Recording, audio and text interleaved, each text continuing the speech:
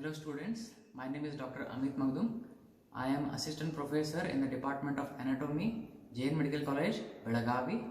So today I will be demonstrating the organ, the viscera, the stomach. Students, here you can see there are two stomachs kept in the tray. Okay. So the stomach is the widest and most distensible part of the alimentary canal between the esophagus and the duodenum. So here this is the cardiac end, so above here there will be esophagus, and this the stomach, the lower end, it continues with the duodenum. So the stomach is extending between the esophagus and the duodenum. What are the functions of stomach? It acts like a reservoir of food, and it helps to mix the food with the gastric secretions to form a semi-fluid substance called as chyme. And hydrochloric acid, HCl, which is secreted by the gastric glands in the stomach, destroys the bacteria present in the food and the drink. And also a factor called as Cassell's intrinsic factor, which is present in the gastric juice, helps in the absorption of vitamin B12 in the small intestine. These are the few functions of the stomach. Coming to the location of the stomach. Stomach is situated in the left part of the abdomen, occupying the quadrants like the left hypochondric, the umbilical and epigastric regions. Shape. The stomach is all somewhat, it looks like, mostly it is J-shaped, and its long axis passes downwards, forwards and to the right, and finally backwards, slightly upwards. Both the shape and the position of the stomach vary greatly according to the build and the build of the individual. It is high and transverse, or you can say steer horn shape in obese persons, and low and elongated type in tall and weak persons. So that is about the shape of the stomach. So what you have to remember, the stomach is mostly J shaped. Okay, that you have to remember. Then the size and the capacity. The length of the stomach is around 10 inches. And the capacity of the stomach is variable as the stomach is highly distensible. So at the birth, the capacity of the stomach is around 30 ml, and at the puberty, its capacity is around 1 liter, means 1000 ml. Then in adults, the capacity is around 1.5 to 2 liters, means 1500 to 2000 ml. So that is about the size and the capacity of the stomach. Coming to the external features of the stomach. Stomach has the following features, like it has got two ends. You can see the two ends. The upper end here, this is called as cardiac end, and the lower end here, that is the pyloric end. Then it has got the two curvatures. That is the smaller one here, you can see towards the upper side. This is the lesser curvature, and this is the bigger one, curve like this. This is the greater curvature. Okay, and it has got two surfaces. The surface what you are seeing right now towards you, this is the anterior surface, or also called as the anterior superior surface, and the surface just behind here also you can see this is the anterior surface, and once you turn this, so what you are seeing here, this will be the posterior surface of the stomach. Okay, once again, what are the external features? It has got two ends, the cardiac end and the pyloric end, and two curvatures. The smaller one, this is the lesser curvature, and this one, the greater curvature. And the surfaces, the anterior surface, or the anterior is also called as the anterior superior surface, because the direction of this surface is anteriorly and superiorly. Okay, in the individuals, inside the abdomen. Okay, and another surface is behind, just now I showed you, that is the posterior surface, also called as posterior inferior surface. Okay, so these are the external features of the stomach. Now we will talk about these external features a little bit in detail now. The ends, I told you, the first end here is the cardiac end, or also called as the upper end. It joins the lower end of the esophagus. So here there will be the esophagus. Here there will be esophagus. It joins with the lower end of the esophagus and presents with the orifice. Orifice means opening. That opening is called as cardiac orifice. So this opening what you are seeing here, this is the end. In the end of the in the upper end, of the stomach, you can see the opening called as cardiac orifice. And the lower end is also called as the pyloric end. It joins with the proximal end of the duodenum. So the duodenum starts from the distal part of it. So it joins with the duodenum, okay, the proximal part of the duodenum, and presents with an orifice called as pyloric orifice. So what you are seeing here inside here, this one, okay, the opening here, this is the pyloric orifice. So this is the cardiac end, this is the pyloric end, and this is the cardiac orifice, and here this is the pyloric orifice. Orifice means opening. Then we'll study the curvatures. As I said, there are two curvatures, lesser curvature and greater curvature. The lesser curvature is concave and it forms the short right border of the stomach. See, this side is the right side, this side is the left side. So it forms the short right border of the stomach. And it's the most dependent part of this curvature, that is the lesser curvature. The most dependent part of this curvature, here you can make out there is a notch here. This notch is called as the angular notch, or also called as incisura angularis. It indicates the junction between the body and the pyloric part. Okay, I will come to those parts later. Okay, but first you remember there is a incisura angularis or angular notch. That is the most dependent part on this lesser curvature. Okay, then the greater curvature, it is also convex and it forms the long, you can see that there is a long border, so it forms the long left border of the stomach, long left border of the stomach. Its upper end here, its upper end ends with the cardiac notch here. Already you know about this. This is the cardiac end of the stomach. So this upper end forms here a notch called as cardiac notch of the stomach, which separates it from the left aspect of the esophagus. So the greater curvature is separated from here the esophagus by this cardiac notch, and this cardiac notch also helps to divide the stomach into here. If you just draw a horizontal line here along this cardiac notch, okay, so above that this part will be the fundus, below that part, below this line, horizontal line, will be the body. Okay. So this greater curvature of the stomach provides the attachments to the greater omentum, and between the stomach and the spleen, the gastrosplenic ligament, and between the stomach and the diaphragm, gastrophrenic ligament. Whereas the lesser curvature gives an attachment to the lesser omentum. So we have completed the curvatures. Now we'll talk about the surfaces. As I already told you, this is the anterior surface, which is also called as antero-superior surface, because it faces forwards and upwards. As the name suggests, antero means anteriorly, superior towards upwards. So it is facing forwards and upwards, antero-superior surface. Then the posterior-inferior surface, as the name suggests, it is the behind one. It is the posterior surface that is facing backwards and downwards. So those are the two surfaces, or simply you can say anterior surface and posterior surface. Then coming to the parts of the stomach. Okay, so it has got the parts like the fundus, body, and the pylorus. How will you divide them? Just now I told you near the cardiac notch here, okay, towards the cardiac end, if you just draw a horizontal line, so just above that this portion is the fundus, and below that here is the body. Then how will you demarcate between the body and the pylorus? As I said before, there is a impression here, okay, there is a incisura angularis or angular notch along the lesser curvature, that is the most dependent part on the lesser curvature. So along that, if you join a line towards the greater curvature, so this line, okay, will demarcate now between the body and the pylorus. So I can keep here the two forceps here. Now you can imagine here the horizontal line along the cardiac notch here, along the cardiac orifice. So that divides the stomach into the fundus above, and this is the body, and the body and the pylorus is divided by a line joining here around the incisura angularis or the angular notch, which joins the greater curvature. So that demarcates the body and the pylorus. Okay, and the pylorus ends with the proximal part of the duodenum, where the pyloric opening is there, where the pyloric orifice is there. So till that is the pylorus.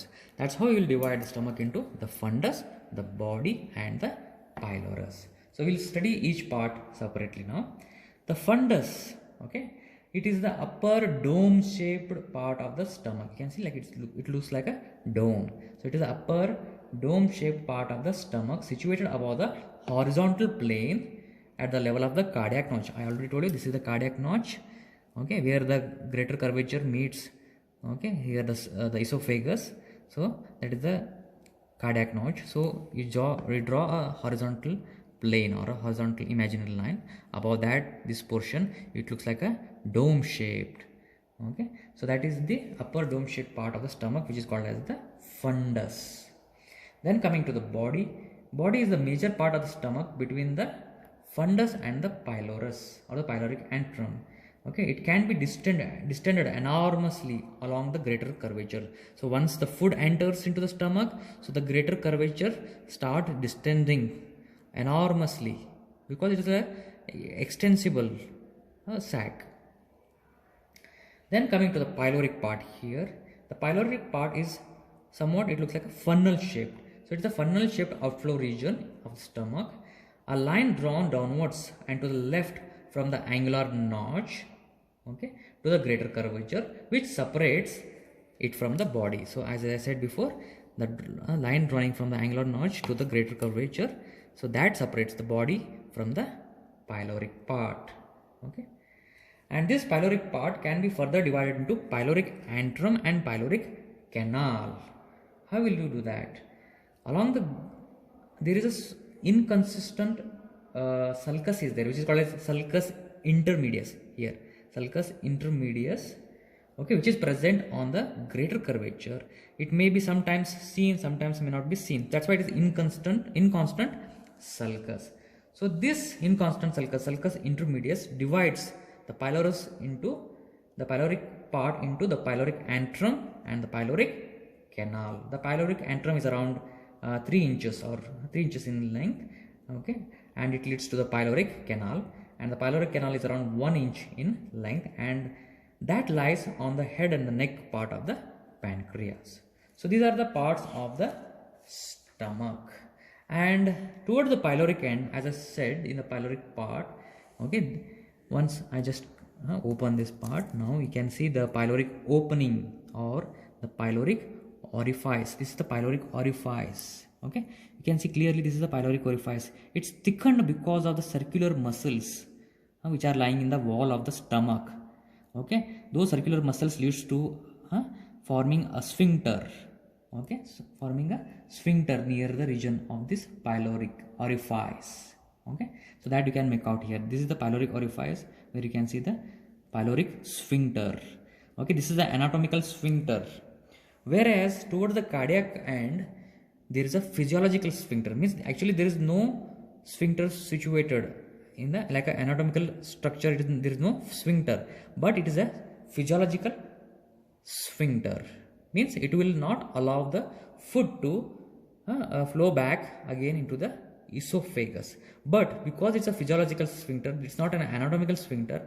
Sometimes what happens, because of the laxity of the muscular wall, so the food can go into the esophagus because of the pressure, because of the excessive food if it is taken in the stomach, or if there is a laxity of the muscular wall, so the food can go back into the esophagus, leading to a condition called as gastroesophageal reflux disease, GERD.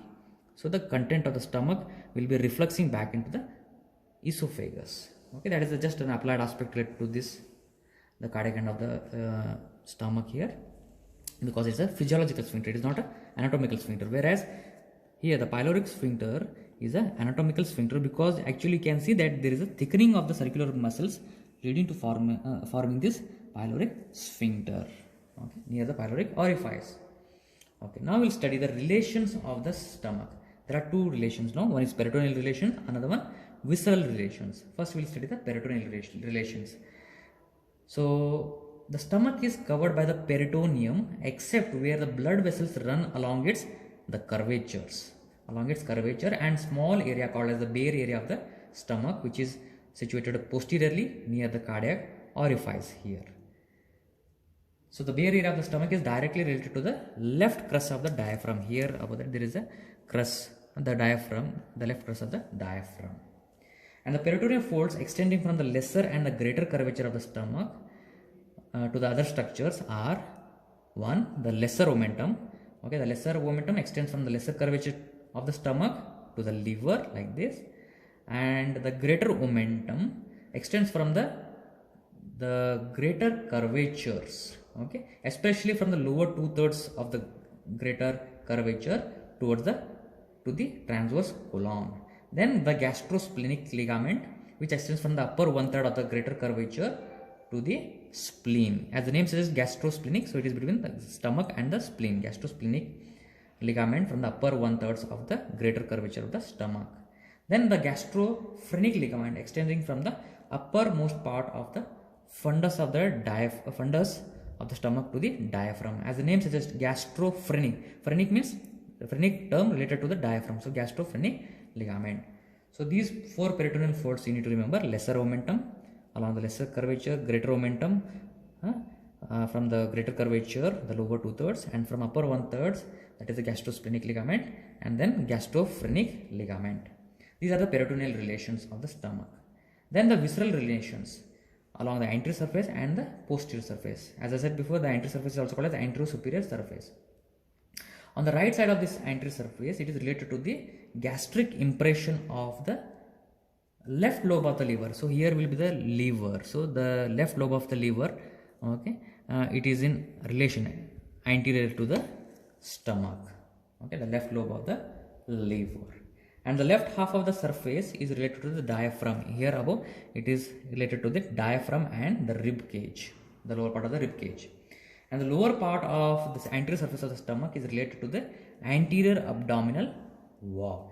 So these are the anterior relations to the stomach. Then posterior relations, or the posterior inferior surface of the stomach relations. This surface is related to the number of structures on the posterior abdominal wall which are collectively known as stomach bed. So what are the structures which are forming the stomach bed? Means the stomach is lying on these structures. So those structures are going to form the stomach bed. So from above onwards, first is the diaphragm. So it lying on the diaphragm. Then the left kidney, because towards the stomach is towards the left side, so the left kidney, and above the left kidney there is a left suprarenal gland. Then the pancreas, the transverse mesocolon, the left colic flexure, also called as the splenic flexure of colon, then splenic artery, and sometimes the spleen. Now coming to the structure of the stomach. Once you cut the wall of the stomach, so from inside to outside, there are 4 layers which you can study in the histology. From inside to outside, the serous layer, the mucus layer, the mucus layer, the submucous layer, muscular layer, and serous layer or adventitia. So those things you can study in the histology. Okay.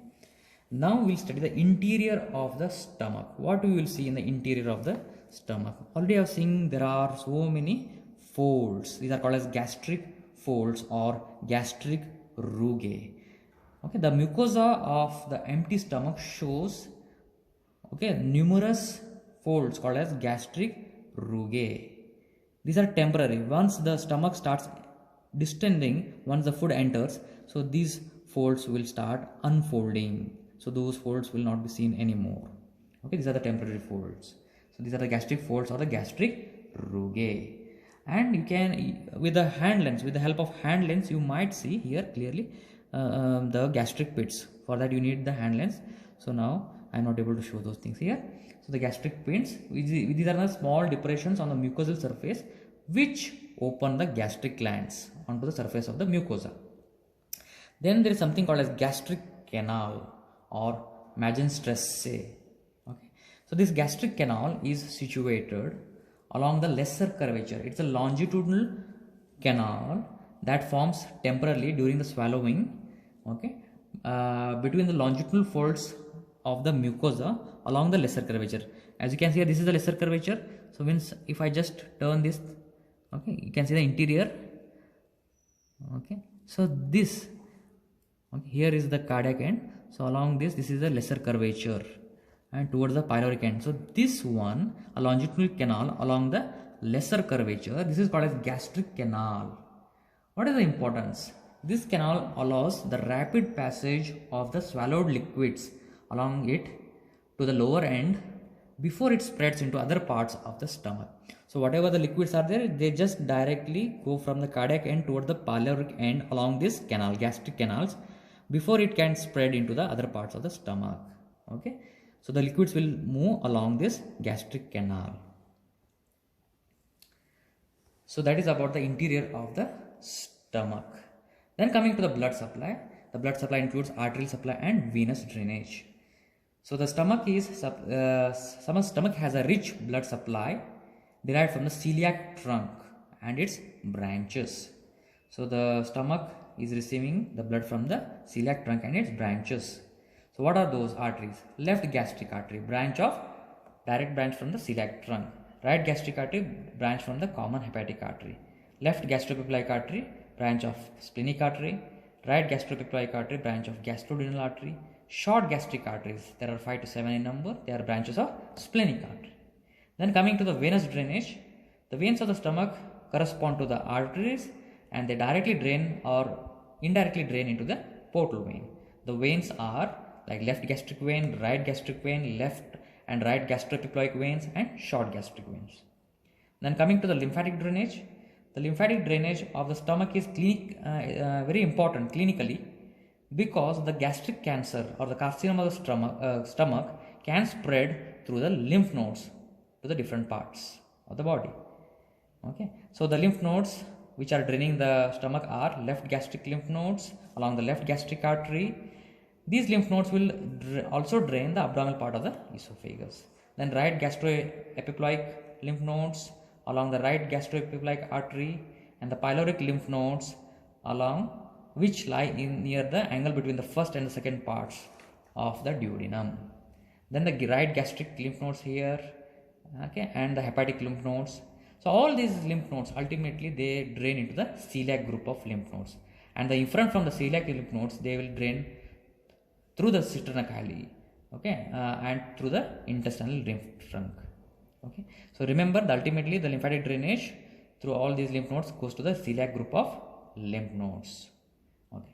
Coming to the nerve supply, the nerve supply of the stomach has two components, that is sympathetic and parasympathetic innervation. Sympathetic innervation is derived from the T6 to T10 spinal segments via greater splanchnic nerves and celiac and hepatic plexus. They reach the stomach by running along the arteries. The parasympathetic innervation is derived directly from the vagus nerves.